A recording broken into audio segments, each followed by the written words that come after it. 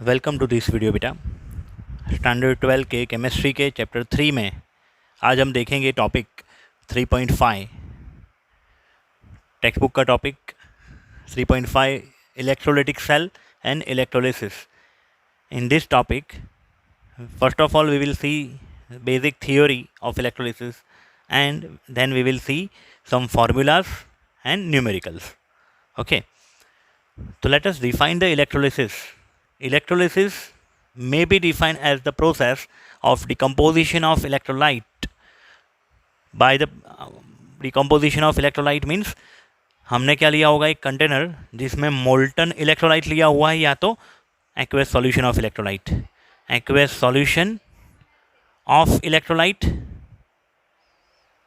या तो molten electrolyte लिया हुआ है। ठीक है, तो इलेक्ट्रोलिसिस में be defined as the process of decomposition of an electrolyte by passage of electricity through the aqueous solution और molten state at the electrode and at the electrode product is obtain. मतलब पहले तो वो टूटेंगे और टूटने के बाद एनोड एंड कैथोड इलेक्ट्रोड्स के ऊपर रिएक्शन होगी, रेडॉक्स रिएक्शन होगी। एनोड पे ऑक्सीडेशन होगा, कैथोड पे रिडक्शन होगा। The apparatus used to bring about the electrolysis is called electrolytic cell। मतलब कि इलेक्ट्रोलिसिस के लिए जो इंस्ट्रूमेंट हम यूज़ करेंगे उसको बोलेंगे इलेक्ट्रोलिटिक सेल। यहाँ पे एक आउटर सोर्स है, डायरेक्ट करंट सोर्स। बैटरी का जो पॉजिटिव एंड है उसको हम बोलेंगे एनोड और बैटरी के नेगेटिव एंड को बोलेंगे कैथोड, जो कि इलेक्ट्रोकेमिकल सेल से उल्टा है। इलेक्ट्रोकेमिकल सेल में अगर आपको याद है डैनियल सेल, तो उसमें एनोड को नेगेटिव साइन दिया था, कैथोड को प्लस साइन दिया था। यहाँ पे एनोड पॉजिटिव, कैथोड नेगेटिव, याद रखिएगा। तो पॉजिटिव एंड नेगेटिव आयंस पहले टूटेंगे, फिर negative ions are attracted toward the anode and positive ion attracted toward the cathode. Oxidation reaction occur at the anode, reduction reaction occur at the cathode. ठीक है, it means overall redox reaction will be take place. In an electrolytic cell, external source of voltage is used bring about a chemical reaction. One of the simplest electrolytic cell consists two copper strips which act as a anode and cathode.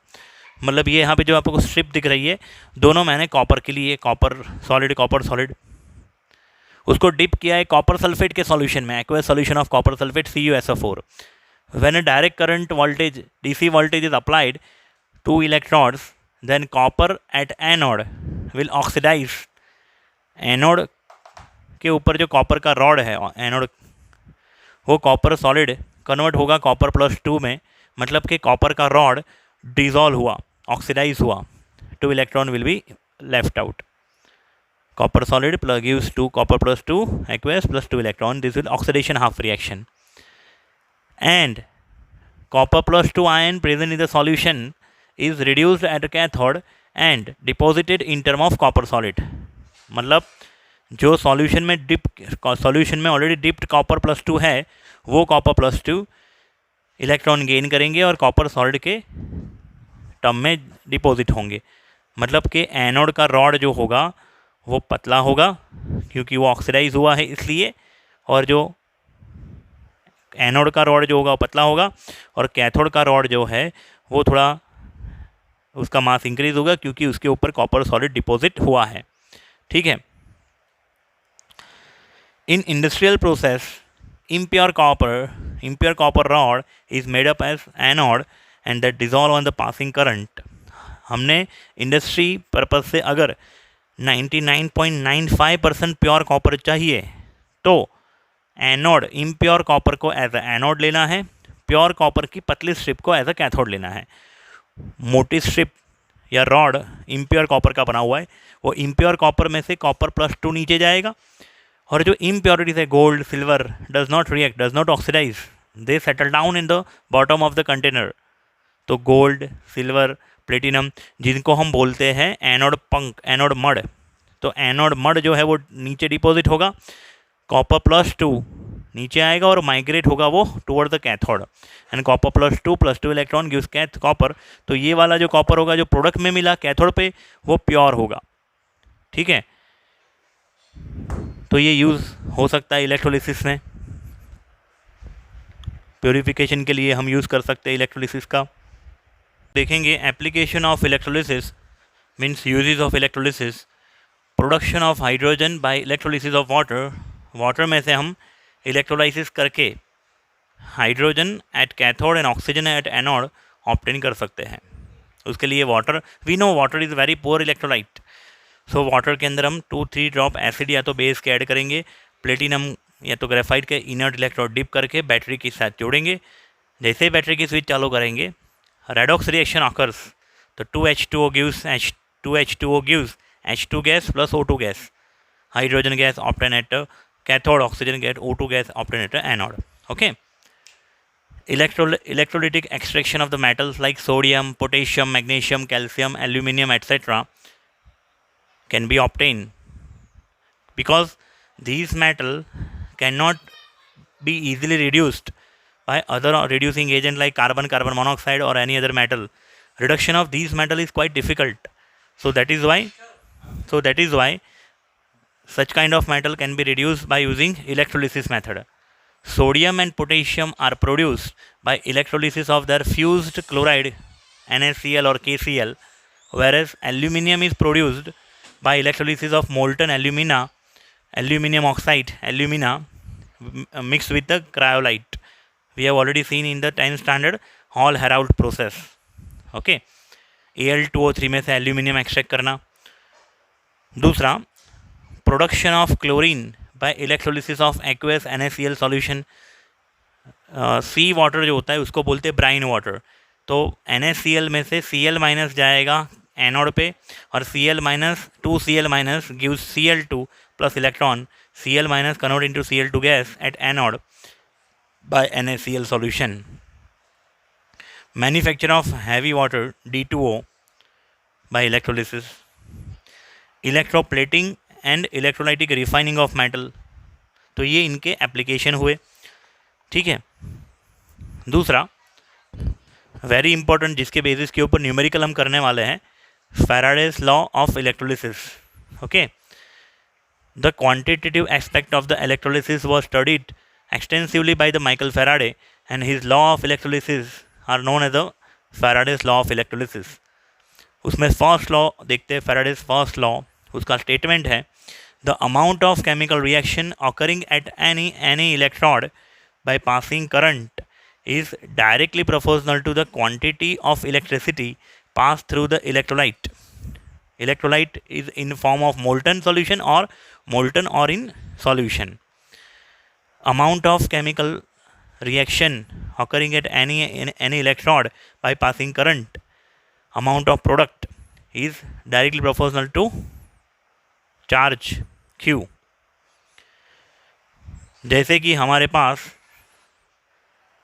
Na+ है और Na+ में से हमें sodium चाहिए, so that we have to do reduction.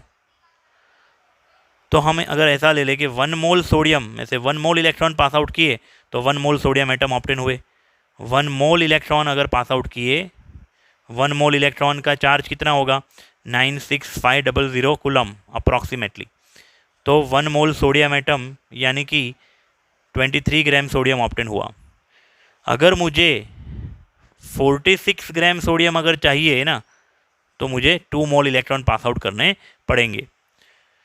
अगर मुझे 230 gram sodium चाहिए, 10 मोल sodium चाहिए, तो 10 मोल इलेक्ट्रॉन हमें पास आउट करने पड़ेंगे। तो जितने ज़्यादा प्रोडक्ट चाहिए उतने ज़्यादा हमें चार्ज पास आउट करना पड़ेगा। ठीक है। जैसे हम हाइड्रोजन की बात करें, 2H plus 2 electrons gives hydrogen gas. अगर हमने 2 मोल इलेक्ट्रॉन्स यानी कि 2 × 96500 कूलम, इसको हम ऐसा भी बोल सकते हैं 2 फैराडे चार्ज हमने पास आउट किया, तो 1 मोल हाइड्रोजन गैस यानी कि 2 ग्राम हाइड्रोजन मिलेगा। 2 फैराडे चार्ज पास आउट किया, 2 ग्राम हाइड्रोजन। 4 फैराडे पास करेंगे तो 4 gram hydrogen. 10 Faraday pass out करेंगे तो 10 ग्राम हाइड्रोजन। तो जितना ज़्यादा हमें अमाउंट चाहिए उतना ज़्यादा करंट या तो उतना ज़्यादा चार्ज हमें पास आउट करना पड़ेगा। ठीक है बच्चों। तो W proportional to Q, equation क्या बनेगा, W proportional to Q। Proportionality की साइन हटाने के लिए Z ले आए, Z means proportionality constant electrochemical equivalent it is depend on the gram equivalent, या तो इक्विवेलेंट वेट के ऊपर वो डिपेंड करेगा। Q जो है, Q is charge in coulomb, W is the mass of product in gram, I जो है, अगर यहाँ पे आप W is equal to Z Q भी लिख सकते हो, या तो फिर W is equal to Z I T, क्योंकि Q is equal to I T we know very well, Q is equal to क्या होता है आई टी। तो I अगर हम लेते हैं current in ampere, T time in second. ठीक है बच्चों,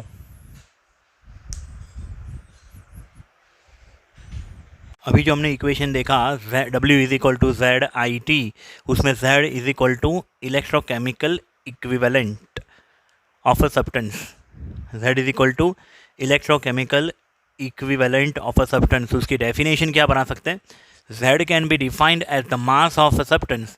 Z इक्वल टू W कब होगा, जब I 1 होगा और टाइम 1 होगा, मतलब I current 1 ampere, time in 1 second. Mass of a substance deposited when a current of 1 ampere is passed for 1 second, या तो 1 coulomb charge will be passed, क्योंकि इसके अलावा हम ऐसा भी लिख सकते हैं ना, W is equal to Z into Q. तो अगर चार्ज 1 कूलम है at the time, mass deposited is equal to Z. Okay, then Faraday's second law, what is the statement? Let's see. When the same quantity of electricity is passed through different electrolytes, the amount of different substance form are directly proportional to their equivalent weight. What is mean by equivalent weight? How we can define in term of electrolysis, in term of redox reaction? So molar mass divided to the number of moles required to produce 1 mole product.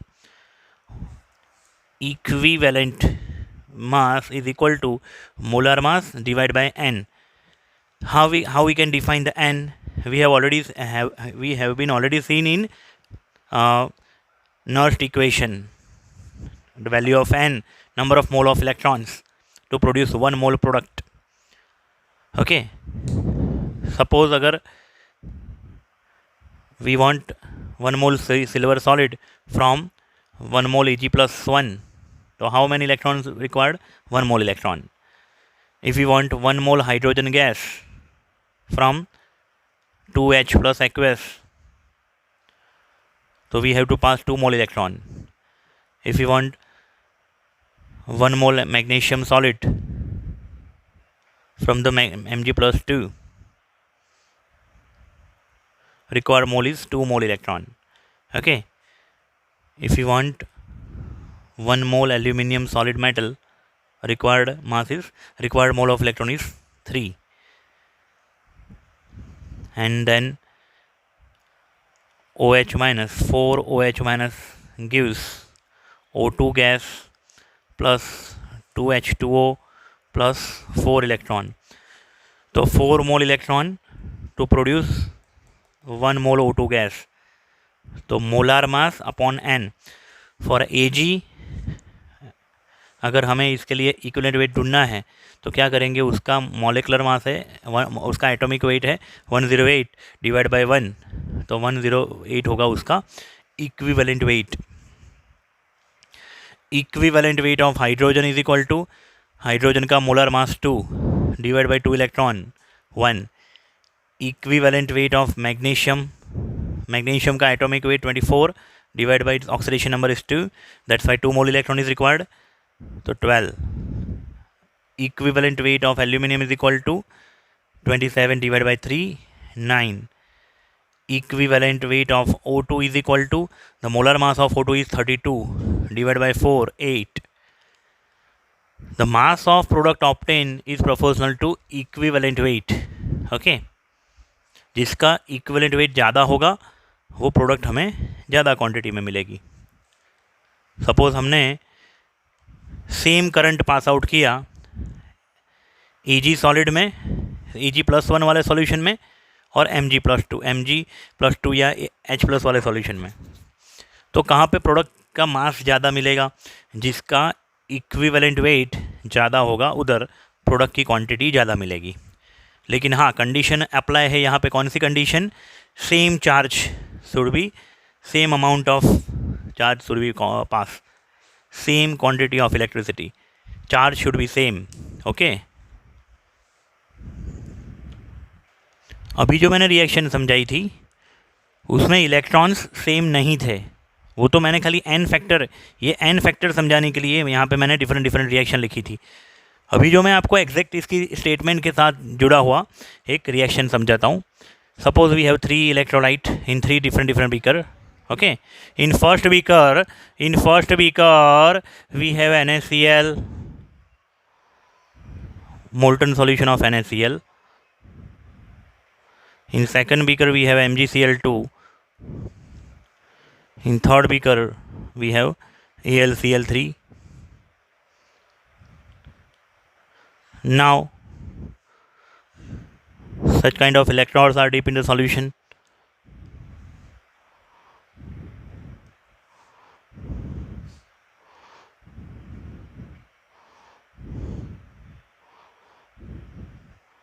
This is a series connection.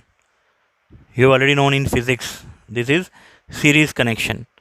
Now this is anode, this is cathode. Plus जो है वो anode होगा, minus वाला anode. यहाँ पे ये plus बनेगा, ये माइनस, ये प्लस, ये माइनस, ये प्लस, ये माइनस. ठीक है, प्लस को बोलेंगे क्या, एनोड, नेगेटिव को बोलेंगे कैथोड. तो ये होगा एनोड, ये होगा कैथोड, ये एनोड, ये कैथोड. ठीक है बच्चों, इलेक्ट्रॉन्स यहाँ से निकलेंगे, इधर जाएंगे और वापस अंदर टुवर्ड द एनोड. ओके, सब में Cl minus, Cl minus, Cl minus. तो जो नेगेटिव आयन की रिएक्शन जो होने वाली है एनोड के ऊपर, वो सब में कॉमन होने वाली है. 2Cl minus give Cl2 plus 2 electrons. But मुझे अगर मैं कैथोड की बात करूँ, रिएक्शंस एट डिफरेंट 3 कैथोड्स, ये first cathode, second and third, different 3 cathode we have and 3 different metal ion. तो पहले सॉल्यूशन में Na plus 1 electron gives sodium solid. दूसरे में Mg plus 2 electrons gives Mg solid. Third Al plus 3 electrons gives aluminium solid. Okay, but यहाँ पे ये condition apply नहीं हो रही है. यहाँ पे जो रिएक्शन मैंने लिखी है, सेम क्वांटिटी ऑफ इलेक्ट्रिसिटी, यहाँ पे 1 electron, 2 electron, 3 electron. To make equal electrons में ये सेकेंड वाली जो रिएक्शन है उसको मैं 1/2 करता हूँ, और फर्स्ट थर्ड वाली रिएक्शन है इंटू 1/3 करूँगा. तो फिर क्या हो जाएगा आप सोचिए. तो it will becomes 1/2 Mg plus 2 plus 1 electron gives 1/2 Mg solid. यहाँ पे 1/3 Al plus 3 plus 1 electron gives 1/3 aluminium solid. ठीक है, अभी सेम करंट मैंने पास आउट किया, तीनों में से सेम करंट पास आउट किया. 1 मोल इलेक्ट्रॉन्स, यहाँ पे भी 1 मोल इलेक्ट्रॉन और यहाँ पे भी 1 मोल इलेक्ट्रॉन. यहाँ पे मुझे मिलेगा 1 मोल sodium. It means 1 mole sodium means 23 gram sodium. यहाँ पे 1/2 मोल मैग्नीशियम मीन्स 24/2 12 ग्राम मैग्नीशियम मेटल. यहाँ पे 1/3 मोल aluminium. It means 27/3 9 gram aluminium. तो इनमें से सबसे ज़्यादा मेटल कौन सी मिली, जिसका इक्विवेलेंट वेट ज़्यादा था. आपको बता दूं, equivalent weight of metal, equivalent weight for metal के लिए क्या हमें अप्लाई करना है, E is equal to M/N. N means its oxidation number. Sodium का N क्या है, 1 N फैक्टर. ठीक है, मैग्नीशियम के लिए N फैक्टर क्या है, 2, और एल्यूमिनियम के लिए N फैक्टर लेना है 3. तो अगर आप देखोगे तो सोडियम का इक्विवेलेंट वेट आएगा 23, मैग्नीशियम का इक्विवेलेंट वेट आएगा 12 एंड एल्यूमिनियम का आएगा 9. तो कौन सी मेटल ज़्यादा अमाउंट में मिली, जिसका इक्विवेलेंट वेट ज़्यादा था, मीन्स सोडियम. समझ में आ रहा है बेटा.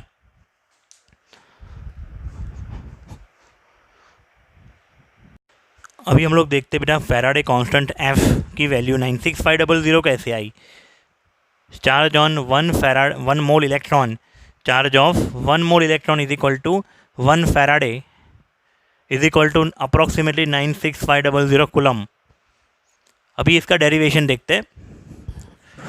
हमें पता है 11th स्टैंडर्ड में हम लोग पढ़ चुके हैं कि वन इलेक्ट्रॉन, एक सिंगल इलेक्ट्रॉन का चार्ज कितना है, तो 1.6021 इंटू 10⁻⁻19 कूलम। तो charge on one mole electron 6.022 into 10⁻23 electron का चार्ज कितना, तो Avogadro number into this value हम मल्टीप्लाई करेंगे तो वो हमें मिलेगा charge of one mole electron and that is goes to 1 Faraday.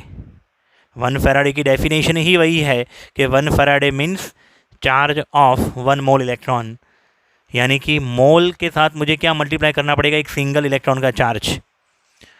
तो 6.022 into 10⁻23 Avogadro number into charge of one electron, unit हो जाएगा कूलम पर mole. 1 Faraday is equal to 9, value exact value आएगी 96487 कूलम पर मोल। अप्रॉक्सीमेट कैलकुलेशन इजी रहे इसलिए हम कभी कभार न्यूमेरिकल्स में यही लेंगे ज़्यादातर, 96500 कूलम पर मोल। और ये बहुत ही इंपॉर्टेंट नोट है, याद रखिएगा, एमसीक्यू में न्यूमेरिकल में काम लगेगा कि by passing 1 faraday charge mass of product is equal to 1 gram equivalent. Mass of product in gram is equal to 1 gram equivalent. 1 gram equivalent का मीनिंग ये होता है इक्विवेलेंट मास जितना मास एक बार। अभी कौन सी चीज़ का इक्विवेलेंट मास क्या है as per the redox reaction. अगर एसिड बेस की बात कर रहे हैं तो एन फैक्टर क्या होता है, एसिडिटी या बेसिसिटी। लेकिन अगर in term of redox reaction अगर हम बात कर रहे हैं तो ये एन फैक्टर क्या होगा, number of mole of electron to produce 1 mole of product. Okay, तो अगर मुझे सोडियम प्लस में से सोडियम चाहिए तो कितना इलेक्ट्रॉन पास आउट करना पड़ेगा, 1। ठीक है, तो 1 फैराडे 1 मोल इलेक्ट्रॉन को क्या बोलेंगे, 1 फैराडे करंट पास करने से कितना अमाउंट मिला मुझे, 23 ग्राम सोडियम मिला, 1 मोल सोडियम। इक्विवेलेंट मास जितना मास। मैग्नीशियम का equivalent mass, magnesium +2 group number 2 की मेटल, उसका +2 चार्ज होता है, 24 atomic weight upon 2, 12 is the atomic equivalent mass of magnesium. तो बाय पासिंग 2 फैराडे, अगर आप 2 फैराडे चार्ज पास करते हो तो 2 इंटू 12 24 ग्राम। अगर 1 फैराडे पास करते हो तो 12 ग्राम, 2 फैराडे पास करते हो तो कितना ग्राम मिलेगा, 24 ग्राम। तो ये जो लाइन लिखी है ना, और आपको ये टेबल पता है अगर इतना, तो आपको रिएक्शन बनाने जाने की भी ज़रूरत नहीं है। सिंपल सी पता चल जाएगी बात कि इतने कूलम या तो 1 फैराडे चार्ज पास करते हो ना, तो सोडियम मेटल कितना ग्राम ऑप्टेन होगी, 23 gram, magnesium 12 gram, aluminium 9 gram, O2 8 gram, hydrogen gas 1 gram, chlorine gas 35.5 gram, that's it. फिर भी मैं रिएक्शन से भी समझाता हूँ कि भाई कैसे ये आया। तो अगर हम पूरी रिएक्शन को 2 से डिवाइड करते थे जैसे कि मैंने पहले बताया, तो क्या हो जाता, 1/2 mg + 2 + 1 इलेक्ट्रॉन गिव्स 1/2 mg, मतलब कि 1 फैराडे पास आउट करने से कितना प्रोडक्ट मिला, 12 ग्राम। ठीक है ना बेटा, तो ये हर एक के लिए करने की ज़रूरत नहीं है, याद रखिएगा कि 1 फैराडे चार्ज पास करने से कितना मास मिलेगा, mass in gram equal to gram 1 gram equivalent. Okay बेटा, उसके बाद देखते बेटा फैराडे का जो first law and second law, उसको अगर हम कॉम्बिनेशन करें तो क्या होगा देखते हैं। फर्स्ट लॉ ऑफ फैराडे क्या था, W proportional to Q। W means weight, mass of product, Q means charge in coulomb. W proportional to Q है फर्स्ट लॉ, और W proportional to equivalent weight, यहाँ पे E मतलब equivalent weight, गलती से उसको E सेल मत ले लेना, है ना। अभी इन दोनों लॉ को कंबाइन करें, combining first and second law, W proportional to E into Q हो जाएगा बेटा। प्रोपोर्शनल की साइन हटाने के लिए मैं लाया 1/f, क्योंकि फैराडे कांस्टेंट F कांस्टेंट है, तो कांस्टेंट का इनवर्स भी तो कांस्टेंट होगा ना। तो यहाँ पे मैंने लिखा है F। इसका फिर और डिटेल में चर्चा की अभी ज़रूरत नहीं है। जिसको ये फॉर्मूला में इंटरेस्ट नहीं है, वो टेक्स्ट बुक की एक लॉन्ग मेथड भी है, वो बोर्ड एग्जामिनेशन में वही मेथड यूज़ करनी है। लेकिन ये जो फॉर्मूलाज है हमें MCQ में काम लगेंगे, क्योंकि ये शॉर्टकट से डायरेक्ट आंसर दे देंगे। ठीक है बच्चों। तो W is equal to EQ upon F। E means equivalent weight, Q means charge in coulomb, F means Faraday constant 96500 coulomb, W weight in gram, sorry mass in gram. अभी यहाँ पे Q के बदले हम क्या रख सकते हैं, IT, current into time. Current should be in ampere, time should be in second. और ये जो E है उसको मैंने रिप्लेस किया M/N से। किससे रिप्लेस किया बेटा, M/N। पहले ही बता दिया मैंने आगे, इसके पहले ही। एल्यूमिनियम के लिए, सोडियम के लिए, ऑक्सीजन के लिए, डिफरेंट हमने एलिमेंट्स के लिए क्या ढूंढा था कि equivalent mass is equal to molar mass upon N factor. N factor क्या होता है, number of mole of electron required to obtain 1 mole product. Okay. अभी ये लास्ट वाला जो फिफ्थ फॉर्मूला है, ये फिफ्थ फॉर्मूला में W is equal to mass है और M, कैपिटल M है मोलर मास। तो ये अगर ये कैपिटल M जो है वो राइट हैंड साइड के बदले नीचे आ जाए, डिनोमीटर में लेफ्ट हैंड साइड है W/M, तो W/M को क्या बोलेंगे हम, मोल बोलेंगे। तो मोल of product became IT upon NF। That is my six formula. तो आपको थर्ड, फोर्थ, फिफ्थ, सिक्स, ज़्यादातर ये फिफ्थ वाला काम लगने वाला है, और कभी कभार ये सिक्स वाला भी काम लगेगा। जब गैस होगा, गैस का वॉल्यूम अगर पूछा है, तो गैस के वॉल्यूम के लिए आपके पास गैस के मोल होने चाहिए। उसके ऊपर से ideal gas equation PV is equal to NRT के ऊपर से आप क्या कर सकते हो, उसका वॉल्यूम ढूंढ सकते हो। अगर ये सब third, fourth, fifth, six formula कब यूज हो सकते हैं, जब सेल एफिशिएंसी 100% है। मतलब जितना थियोरेटिकल प्रोडक्ट ऑब्टेन होनी चाहिए, प्रैक्टिकली भी उतनी ही हो, तो ये सब सही है। लेकिन रियल लाइफ में, इंडस्ट्री में ऐसा नहीं होता है। जो थियोरेटिकल जितना प्रोडक्ट हमने निकाला है, सेल की एफिशिएंसी 100% नहीं होती है जनरली, 70%, 80%, 90%, 95%, वॉट एवर। तो सेल एफिशिएंसी जो अगर दी है, if my cell efficiency is not 100%, use the formula given below. W is equal to MIT upon NF into cell efficiency upon 100। अगर सेल एफिशिएंसी दिया ही नहीं है तो 100 पकड़ के चलेंगे, तो 100 अपॉन 100 क्या हो जाएगा, ये वाला फॉर्मूला बन जाएगा, फिफ्थ वाला। ठीक है। अगर सेल एफिशिएंसी 70, 80 को वॉट एवर दिया है, तो यहाँ पे रखेंगे MIT upon NF into 70 upon 100। Cell efficiency अगर 70 दी है, तो सेल एफिशिएंसी 80% दिया है, तो MIT upon NF into 80 upon 100। ठीक है बच्चों। तो ये सब न्यूमेरिकल्स के अंदर NCERT के, अगर बोर्ड की एग्ज़ाम अगर आपकी होगी ना, स्कूल एग्ज़ाम, तो उसमें ये फॉर्मूला नहीं चलेंगे। हाँ, MCQ में, कॉम्पिटिटिव एग्ज़ाम में ये फॉर्मूला आपको काम लगेंगे ज़रूर। फॉर्मूला तो हमने देख लिया MCQ के लिए। अभी कुछ कॉन्सेप्ट हम थियोरी के लिए भी क्लियर करेंगे, साथ साथ पैरेलल चलती रहेगी बेटा गाड़ी। ऐसा नहीं होगा कि सिर्फ फॉर्मूला रट्टा मारोगे चलेगा, दोनों चीज़ों को आपको समझना पड़ेगा। ठीक है। Products of electrolysis depend on following factors. First, nature of material being electrolyzed. Maybe the electrolytic substance is strong electrolyte, or maybe it is a weak electrolyte. So depending on the nature of electrolytic solution, product were obtained. Second, type of electrode being used. Maybe strong electrode भी maybe active electrode भी हो सकता है, या तो inert electrode. If my electrode is inert, it does not take participate in the reaction. And if electrode is reactive, so it take participate into redox reaction, whether oxidation or reduction. जैसे कि हमने थोड़ी देर पहले copper का case देखा था, उसमें copper कैसा इलेक्ट्रोड था, एक्टिव था। तो अगर वो एक्टिव है तो वो खुद पार्टिसिपेट कर रहा था, ऑक्सीडेशन भी उसका ही हो रहा था, रिडक्शन भी उसका ही हो रहा था।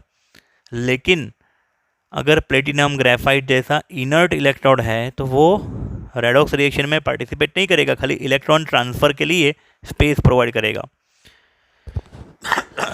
फिर तीसरा, different oxidizing and reducing species, different oxidizing and reducing species ions present in the electrolytic cell, and their standard electrode potential means their reducing power,